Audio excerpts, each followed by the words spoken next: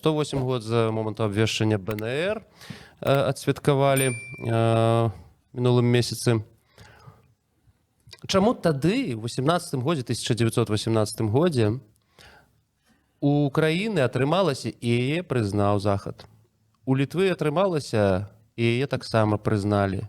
Такія буйныя ігракі, так, Захаду.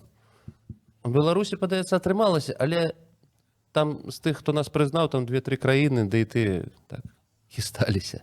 Чаму так? Ну, тут вельмі просты адказ. У Украіны, у Літвы былі больш моцныя нацыянальныя рухі, якія раней пачалі працу, якія мелі крыху больш рэсурсаў, і таму іх хутчэй заўважылі. Вось. У Беларусі нацыянальны рух быў слабейшы, і ён пазней пачаў актывізоўвацца, у яго было значна менш рэсурсаў, і таму яго менш заўважалі. Вось. Па выніку, там же быў заўсёды гісторыя такога злавіць момант яшчэ, так, заскочыць у нейкія дзверы, якія адкрываліся, бо гэта ж пасляваенны час, ваенны яшчэ час, так, і ўсё мянялася кожную хвіліну, ну і так атрымлівалася, што там у той жа Украіне атрымалася ў пэўны момант там тым же немцам даказаць, што яны маюць права там на якой-небудзь падчас брэсцкага міру, так, вось у тых перамовах мірных па заканчэнню вайны прысутнічаць як паўнапраўны суб'ект. Вось, у Літве атрымалася даказаць, што яны патрэбны Антанце. Вось, а ў Беларусі не было на гэта рэсурсаў. Якіх рэсурсаў? Грашовых, чалавечых? Якіх вы маеце на увазе рэсурсаў? Вось чаму у тых атрымалася, а у нас не? Чым мы хуже? Чым мы горшыя за іх? Можа, сувязі з Еўропай не было добрых, ну, такіх стасункаў юрыдычных, палітычных? Ну, ведаеце, як бы ёсць традыцыйнае вызначэнне, што нацыя — гэта буржуазія плюс інтэлігенцыя, вось, якія сваім уплывам грашовым і інтэлектуальным, скажам так, могуць пераканаць вялікія масы людзей, што яны цяпер нацыя. І гэтыя вялікія масы людзей, калі вельмі спрашчаць, ствараюць войска, і ўжо калі маеш войска, то пачынаеш всім расказваць, што ты хочаш і чаго ты не хочаш. Ну і вось просты адказ у украінцаў ці ў літоўцаў было мацнейшае, большае кола інтэлектуальнае, якое пачала стварацца там яшчэ, ну, Шаўчэнка — это першая палова 19 стагоддзя ў украінцаў, так? Адпаведна, было крыху больш дыпламатычных прадстаўніцтваў, больш людзей ездзіла па Еўропе і даказвала, што вось наша нацыя, паглядзіце, яна там маладая, новая, сялянская, але мае права. Што самае галоўнае, яны самім людзям даказвалі, так? Ну, давайте так, пачатку. Было больш інтэлігенцыі, адпаведна, было больш буржуазіі, больш людзей, якія давалі грошы. І што, напэўна, ключавое гісторыя, калі спрашчаць усё гэта, так, там да кароткіх такіх фармулёвак, больш людзей на месцах, больш літоўцаў верылі, што яны літоўцы, больш украінцаў разумелі, што яны украінцы. На жаль, Беларусь, якая знаходзіцца паміж тымі 7 ветрамі, у нас вялікая колькасць тутэйшых людзей не да канца разумела, што такое быць беларусам ужо тады. І сумарна гэта прыводзіла да таго, што, ну, прыходзілі еўрапейцы, казалі, ну, пакажыце ваше войска, так, найперш. Так, вось, окей, у вас там ёсць дыпламаты, мы іх бачылі, але пакажыце, хто у вас яшчэ ёсць. І украінцы маглі выставіць свае палкі ўжо ў 17 годзе. Літоўцаў, канешне, менш, але таксама маглі паказаць свае там дыпламатычныя прадстаўніцтвы і атрады, а у беларусаў гэтага яшчэ не было. То бок ключавы момант — гэта армія? Армія. Не сабралі сваю? Ну, інтэлігенцыя хапала? Такі сілавы блок, так. Армія — это відавочны маркер, па якім прасцей гэта ўсё ацэньваць, зразумела, што, так. Это пры тым, што процьма, ну, як бы яшчэ цікава, што процьма беларусаў была са зброяй у руках. Это вайна. Сотні тысяч беларусаў удзельнічалі ў Першай сусветнай вайне. Вось. І зрухі па тым, каб аб'яднаць беларусаў унутр нейкага там войска, яны былі спробы, ствараліся камісіі цягам 17-го года, 18-го года. Але сіла прыцягнення іншых войскаў, польскае, тады ж польскае войска стваралася, там савецкае, шмат хто ўсё-такі ж быў прыхільнікам этой бальшавіцкай тэорыі. Яно размывала высілкі беларусаў, і па выніку так склалася, што не было войска, чаго тады гаварыць.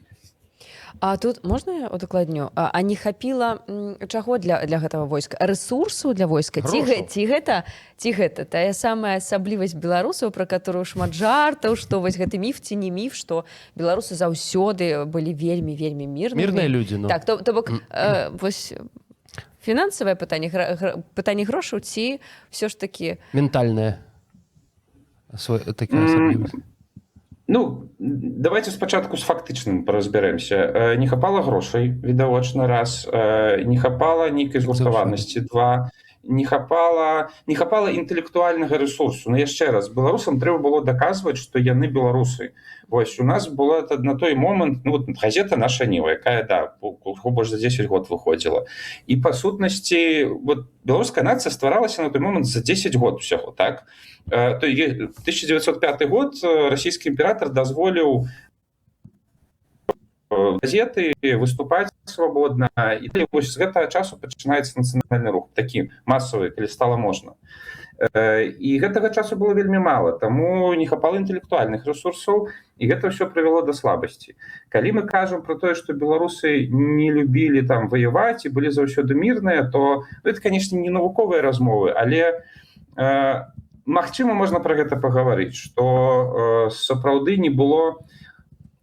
Як? Сотні тысяч беларусаў ваявалі. Падчас вайны беларусы заўсёды паказвалі сябе талковымі жаўнерамі. Ну, ёсць шмат узгадак, калі прям хвалілі, вось, што беларусы добра ваююць. Але гэта калі ёсць загад. А калі загаду няма, то, напэўна, сапраўды вось гэтага праслойкі грамадства радыкальнай, як у іншых нацый, напэўна, у нас яна заўсёды была крыху меншая. Так? Бо, ну, калі мы кажам пра рэвалюцыю, то ваююць жа наперш там не прафесійныя жаўнеры, а рухаюць справу всякія бацькі Махно, так? Вось это атаманы. І вось вот этой вот, выказваю сваё суб'ектыўнае меркаванне, вот этой вось атаманскай жылкі у нас, напэўна, сапраўды было крыху малавата ва ўсе часы. А наколькі ось атаманская жылка, так прыгожа. Наколькі ўплывала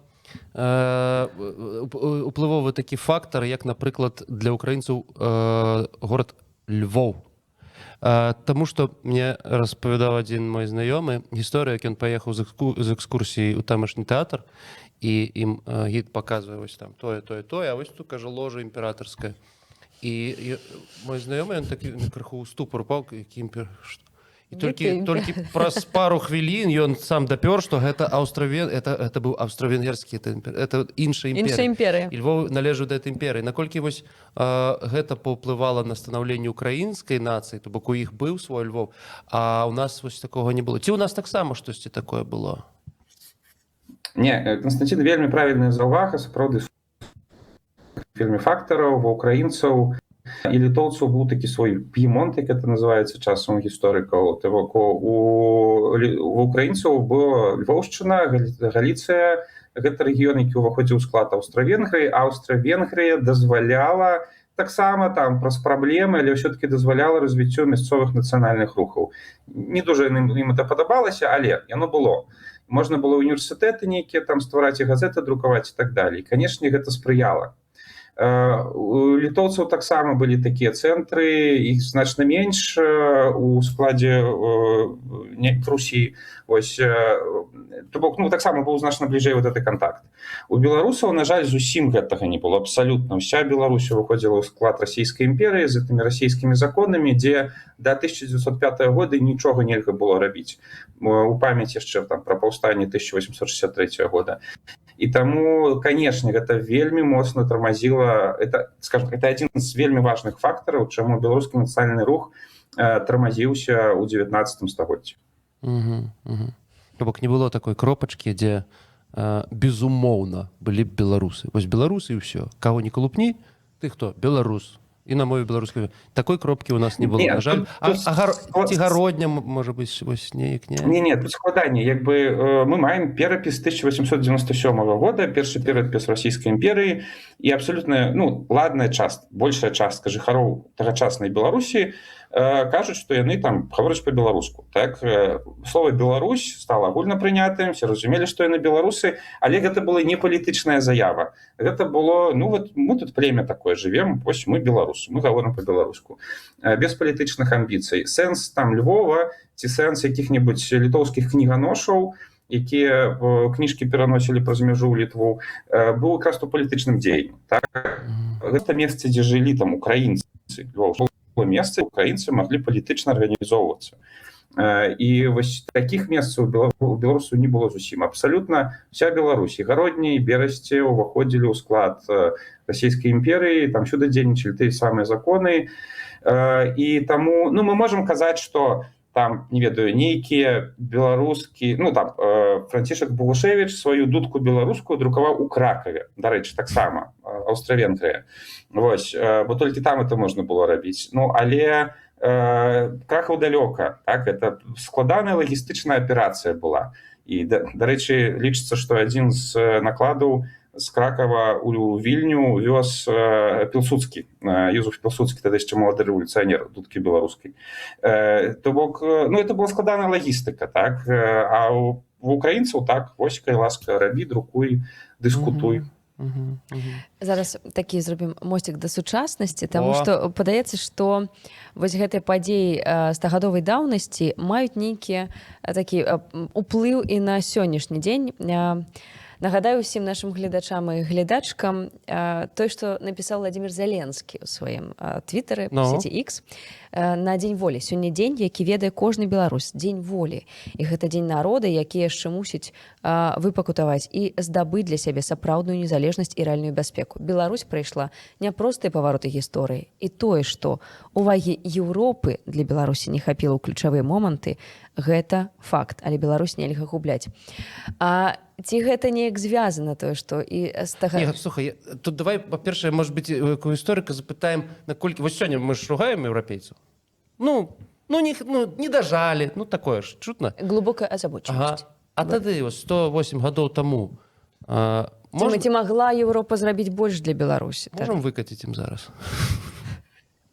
Слухайте, я шчыра не як гісторыка, просто як грамадзянін усей этой размовы, в сэнсе, што павінны быць увесці на тэрыторыі, ці што. Яны дзейнічаюць са сваіх інтарэсаў, і яны зрабілі значна больш, чым было ў іх асабістых інтарэсах. Для Беларусі зараз у 2020 годзе, і мне падаецца, што калі б мы прасілі больш, яны б, напэўна, больш далі, каб мы маглі больш прыняць, скажем так. Вось, хутчэй не хапіла нашых асабістых сілаў. І тое ж самае было ў 2018 годзе. Я ўпэўнены, тады, скажем, давалі рэсурсы, магчымасці тым, хто мог іх узяць.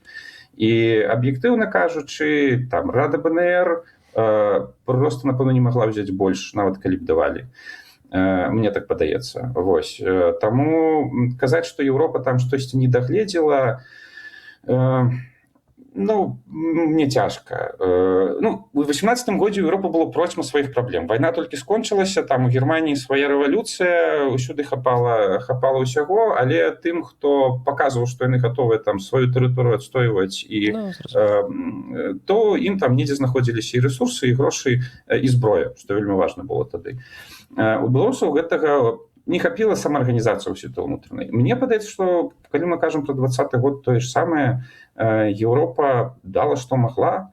Можна абмяркоўваць, што канкрэтныя дзеянні, там ранавата санкцыю ввелі, пазнавата санкцыю ввелі, залішне ўвелі, недастаткова ўвелі, але ці гэта стратэгічна паплывала на тое, што па Беларусі зараз быў іншы рэжым, нейкая іншая ўлада, я не думаю.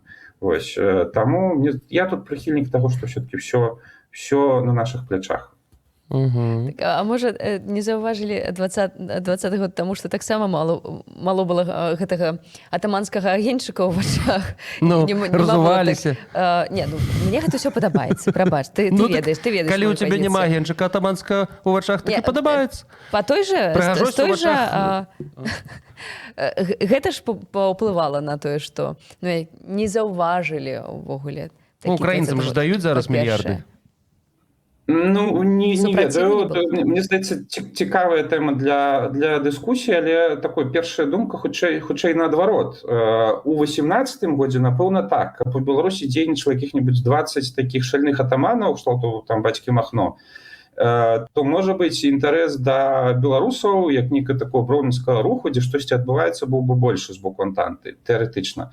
Вось, але 20-й год хутчэй наадварот, мне падаецца, якраз-то на нас звярнулі вельмі шмат увагі менавіта таму, што мы, як бы это скаціцца, не стварылі ў сябе стандартную аранжавую рэвалюцыю там з перакуленымі аўтобусамі, нейкімі незразумелымі там людзьмі, якія па падваротні ходзяць і штосьці паміж сабой барукаюцца. Мы паказалі зусім іншы, значна цікавейшы сучасным еўрапейцам фармат супрацьстаяння. Вось, і мне падаецца, менавіта таму да нармальна Еўропа заўважыла беларускі пратэст у 20-м годзе, мне здаецца, увогуле быў бум абсалютны. Таму мы проста самі не ведалі, як эту ўладу памяняць, не было разумення, што рабіць далей у нашай сітуацыі, і мне здаецца, тут абмяркоўваць, што заўважыла, не заўважыла Еўропа, няма сэнсу. Убачылі яны нас.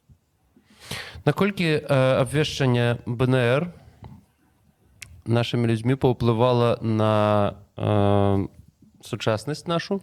Я так нават сфармулюю, ці быў бы магчымы наш 2020 без 1918 наша?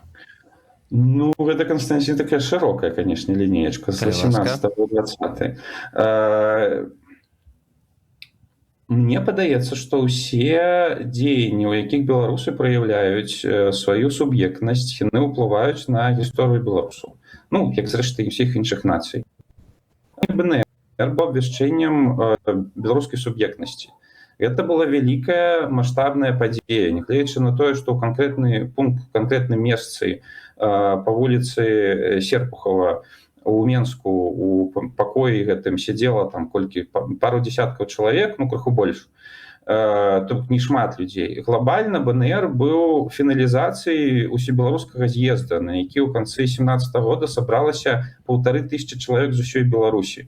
То бок гэта была нейкая квінтэсэнцыя волевыяўлення вялізнай колькасці беларусаў, якія былі разгубленыя, не разумелі, куды падзецца, што рабіць.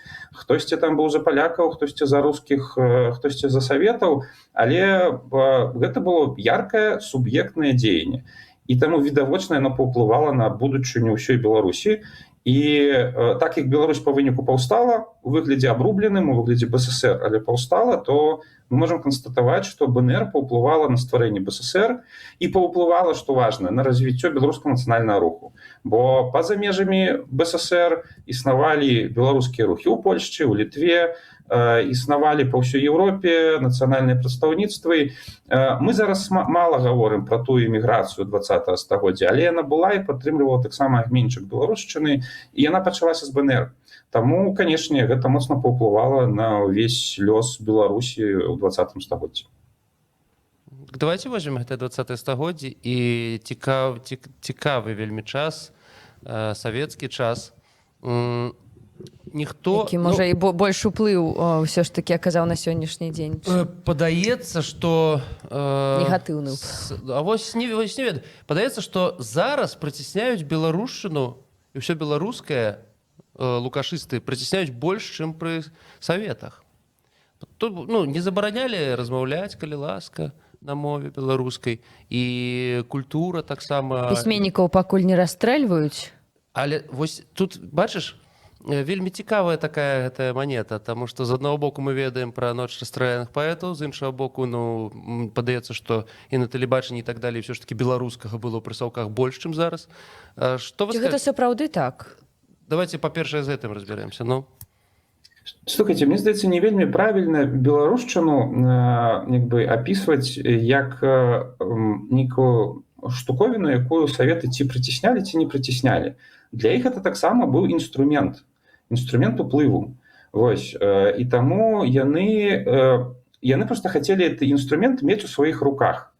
Як, зрэшты, напэўна, Лукашенко цяпер хоча. Проста саветы дзейнічалі больш мэтанакіравана. Таму яны праз усе часы адной рукой спрыялі нейкіх акадэмій, правядзення дазвалялі там давалі грошы на адкрыццё не ведаю радыё тэлебачання по-беларуску, другой рукой расстрэльвалі, саджалі, таму што ім патрэбны быў глубочны беларускі рух нацыянальны, як і іншыя нацыянальныя рухі, таму што калі бальшавікі пачыналі, яны, маючы мала рэсурсаў, это была маленькая партыя, якая вельмі хацела ўлады, але не до канца разумела, як і ўзяць, яны скарыстоўвалі ўсе магчымыя рэсурсы, і яны ў пэўны момант зразумелі, што адзін з магутнейшых рэсурсаў, які рухае ўсімі народамі тагачаснай Еўропы, гэта нацыянальны рух. І яны проста ўзялі яго сабе на ўзбраенне і сказалі ўсім нацыям: ребята, прыходзьце, у нас вам будзе добра. І таму нацыянальны як бы вот этот інструмент для іх быў заўсёды вельмі важны. Яны его выкарыстоўвалі самі, так, праз укладванне рэсурсаў у там не ведаю школы, балеты, кіно і так далей. Але укладвалі абмежавана, каб атрымаўся інструмент, якім выключна яны могуць кіраваць, так, вот ім падначалена, каб вот рускія з балалайкай, грузіны там з ножамі, беларусы з цымбаламі стаяць на сцэне, пяюць, танцуюць, не больш. Каб ніякай палітычнай сілы, ніякай, каб гэта культура не давала ніякага палітычнага выхлопу. Як толькі яна пачынала даваць нейкую суб'ектнасць, і абсекалі. У 30-х годах фізічна, там у 60-х, 70-х праз пасадкі у нейкія там психбальніцы ці проста пазбаўленне працы. Вось. І мне падаецца, у гэтым ёсць асаблівасць перыяду савецкага. Калі мы кажам пра перыяд Лукашэнкі, тут крыху падобна. Лукашенко спрабаваў выкарыстоўваць дзесьці нацыянальны рух, дзесьці яго прысекаў, калі ён быў палітычна арыентаваны, так, то есть у 90-х за беларускамоўныя лікарны фашысты бнэфаўцы, бо рускамоўныя былі прамой палітычнай сілай супрацьстаяння Лукашэнку. У нулявых, калі згасла гэта палітычнае напружанне, беларускамоўным стала можна там і на працу недзе ўладкоўвацца, і адкрываць свае кафешкі, барбершопы і так далей. Як толькі ў 20-м годзе зноўку это стала палітычнай сілай, зноўку як бы пачалі бегаць за беларускамоўнымі і абвінавачваць ва ўсіх смяротных грахах. Таму мне тут больш складаныя працэсы, чым мы просто кажам, што вот яны там хацелі знішчыць, не хацелі знішчыць. Я заўсёды бачылі ў гэтым сілу. Удакладню тут.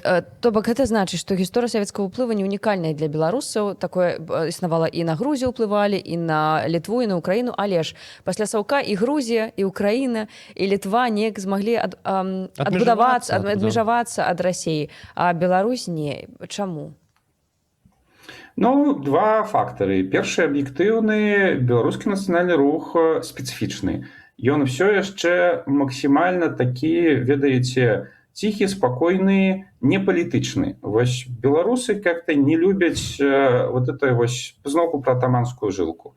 Вось таму на пэўны момант, калі трэба здабываць вот это абмяжоўвацца палітычна, беларусы не настолькі разумеюць важнасць гэтага. І таму беларускі нацыянальны рух там у савецкай Беларусі большасць, ну как бы все жыхары беларусы слухаюць беларускай рады, любяць песняроў, але як толькі трэба было займацца палітыкай, то канешне быў выбух пачатку 90-х, але напэўна ён быў меншы, чым у суседзяў. І гэта нейкая такая, ну, лічыцца, што не любяць ж навукоўцы слова менталітэт, так, але, ну, напэўна, мы можам акуратненька казаць, што нейкі ёсць у нас асаблівасці менталітэта. Другая прычына суб'ектыўная. У 94-м годзе у нас перамог Лукашенко. Вось, не нацыянальны лідар, не які-небудзь нейтральны лідар, які на гэта ўсё якава, а максімальна такі амбітны палітык, які ўсё спрабаваў пад сябе зацягнуць. Я думаю, вы скажете, у нас было две причины. Одна з іх Александр, другая Григорич Лукашенко. Ну, добра. Ну, що ж тут доброго? Що ж тут доброго? Я пам'ятаю, до речі, підтверджуючи ваше слово, що білоруси на початку 90-х нібито кришечку спужалися Зінона Станіславовича і його радикальних ідей. Ну, так, ведаєте, так, ну, яно-то, конечно, може бути і добре, але ж все ж таки ну не.